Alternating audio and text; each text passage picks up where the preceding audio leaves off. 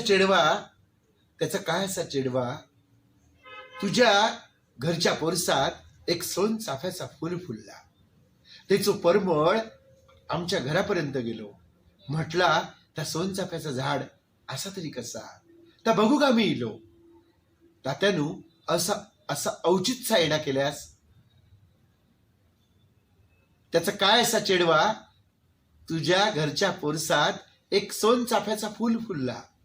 त्याचं परमळ आमच्या गावापर्यंत गेलो. म्हटला त्या सोन चाफ्याचा फुल झाड असा तरी कसा, तर बघू का मी इलो. उपवर अशा लग्न इच्छुक होणाऱ्या मुलीला तो माणूस अशी उपमा देतो की सोन चाफ्याचं फुल फुललंय तुझ्या घरात. आणि त्याचा परमळ हा ज्ञानेश्वरीतला शब्द आहे. त्याचा सुगंध तिचं कीर्ती तिच्या रूपाची असेल, तिच्या एकंदर स्वभावाची असेल, आमच्या गावापर्यंत पोचली. म्हटलं ते झाड सोनचाफ्याचं आहे कसं ते आम्ही पाहायला आलो.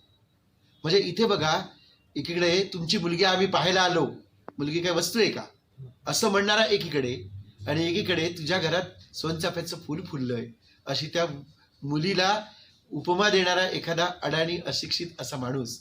समजा हे उद्गार त्या मुलीने माझघरातून किंवा स्वयंपाकघरातून पडद्याच्या आड ऐकले तर तिचं अंग मोहरून जाईल की आपल्याला किती छान उपमा दिली.